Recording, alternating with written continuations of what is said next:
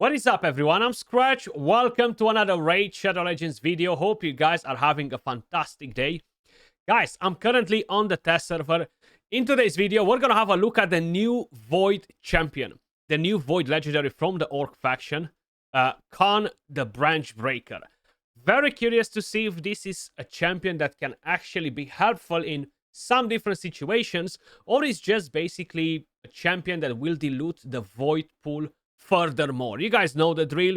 They've been adding Void legendaries left and right, and to be honest, a bunch of them are pretty underwhelming.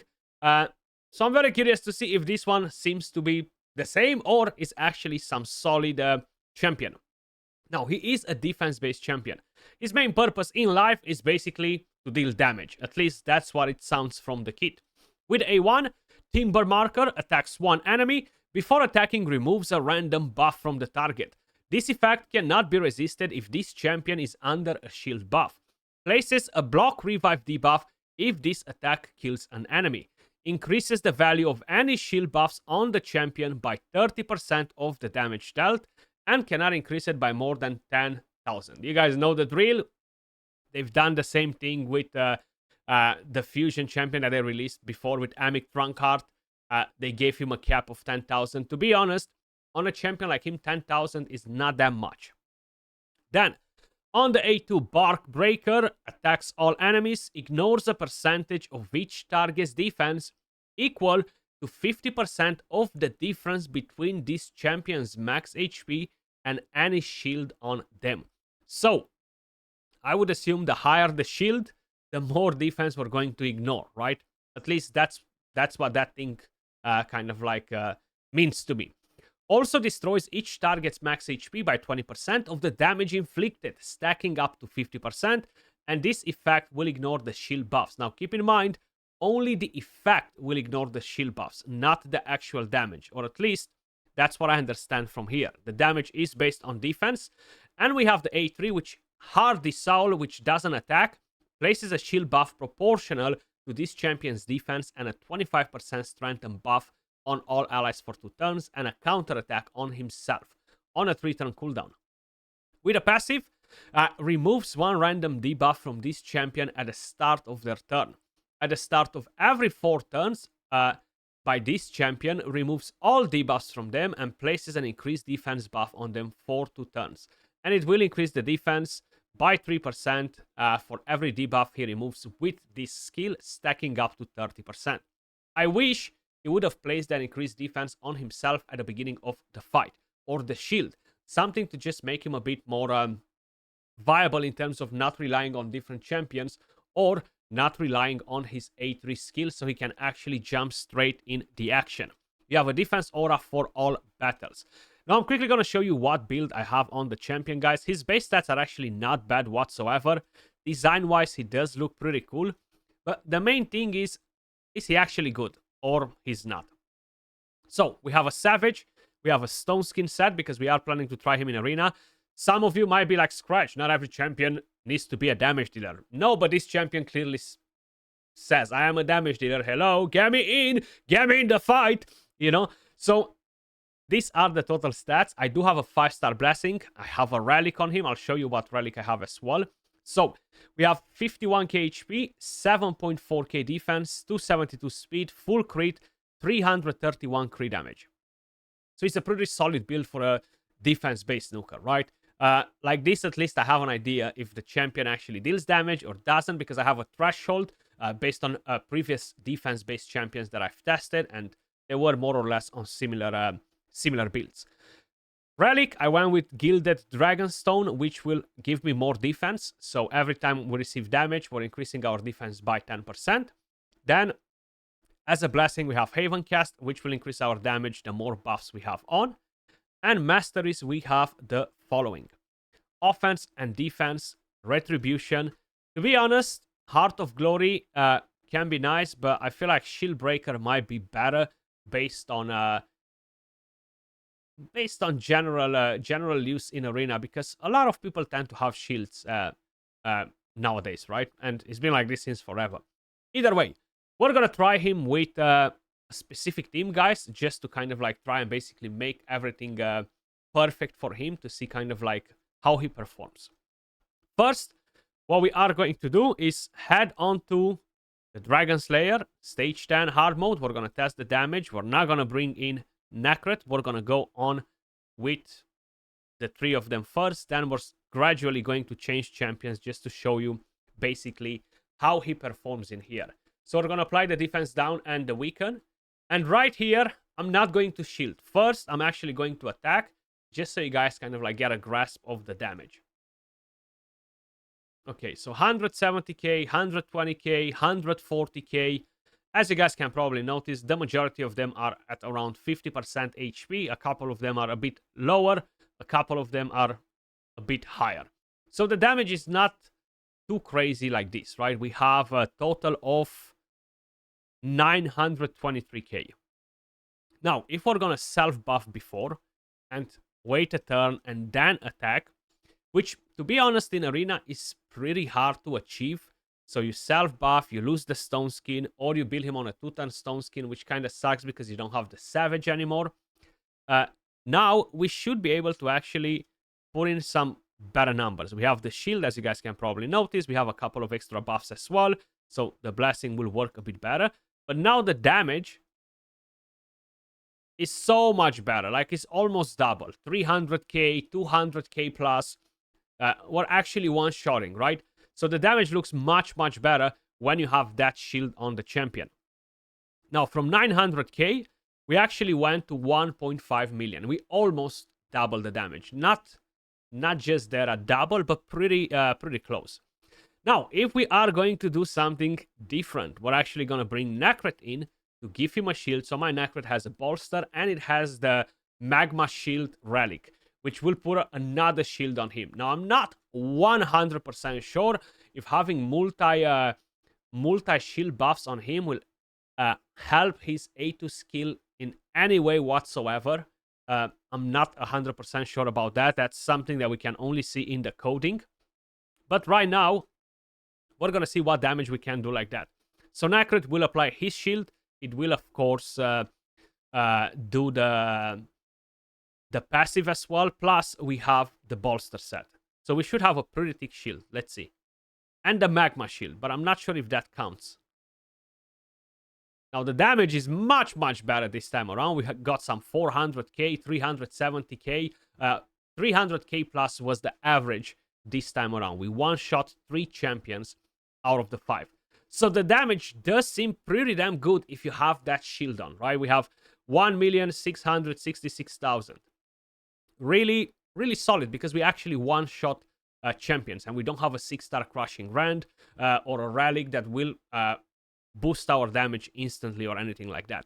So I feel like this is pretty damn nasty. Now, one more thing that I actually do want to try is basically self-buff and then use his damage skill. I'm curious to see if those shields will actually stack up on him and basically bring in more damage. There's no point to use that skill from Necret. So right here, let's see. Okay, the shield got much bigger, as you guys can probably notice. We dropped the stone skin, but that doesn't matter. So we do have a much bigger shield now. Very curious to see if the damage is actually going to be crazier or not. So just use an A1 right there. Okay, let's see. Are we going to see some crazy numbers or not? Oh yeah, the average was 400k now. 450k, I think it was like bare minimum that I've seen right there. And we have 1.7 million more or less, okay? So it doesn't feel like it increased by that much, but the actual numbers, right? Because this is the maximum HP that the enemies have.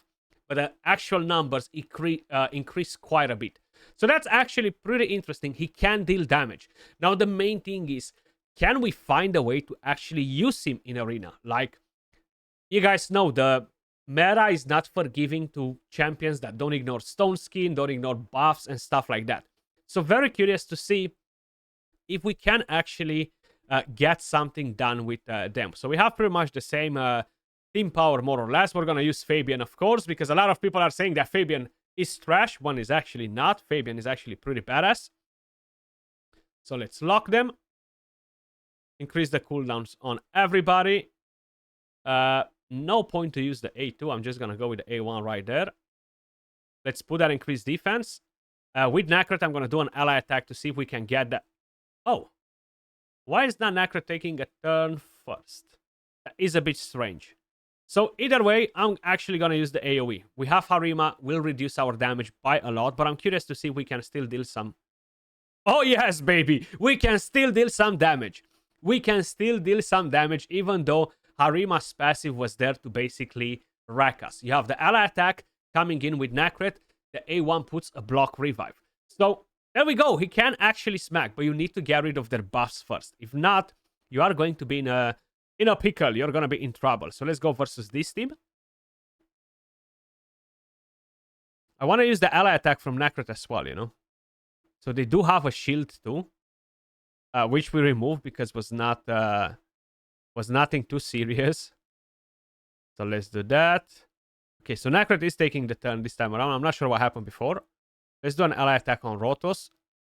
Bang! Block revive. That's it. Rotos is gone. Bang! The other ones are gone. So right now we have literally just Ursaga. GGG's. I feel like he can definitely smack. He can 1000% smack. The main thing is how are we going to fit him in teams, right? Like, I feel like to really get the most out of him, you kind of need an Necret in there. Just to have that thick shield. Now, it's not a necessity to have Necret. You can bring in a different champion on a bolster set, and that will work pretty well. With Necret, I just think he's better because of the passive too, you know? Okay, so we increase the cooldowns on everybody. Let's do an ally attack on that, on the Ardmans. Block revive. Down. Down. Yes, he can definitely deal damage, guys. He can 1000% deal damage. I like that. I actually really like that. I was not expecting him to deal damage, to be honest. For whatever reason, I was like, yeah, just another underwhelming champion. Look at that. A1, 105k, instantly block the revive on that Narcissus with the A1 skill. That's actually pretty solid. Let's try to find a different team and see how well he's going to perform in there. We can definitely try this team as well. But as I've mentioned, I feel like it's really situational the way you are going to use him. Maybe for live arena. For classic arena, at least in the high tiers, in the place where the whales are, I feel like is not necessarily something that's going to work well. Okay. So now I have a couple of different options. As you guys can probably notice, they still have Stone Skin on. So either I'm going to basically buff with him, which I think is the right thing to do. We just buff, we get a bigger shield, so we get to do bigger damage. I feel like that's the right thing. So remove some buffs when he's counterattacking, which is good. Because we have this Arbice in here anyway that has it had actually the buffs, the Stone Skin and the Taunt. So we need to get ready for that AoE. So we are growing the shield with all of these ally attack, counter attacks. I'm going to try to take Freya down first. Bang. We grew the shield even more. So I'm so curious to see this nuke. Ooh, damn. Taras just went down with one shot, guys. 120k hit on him. And bang. We just completely wiped him.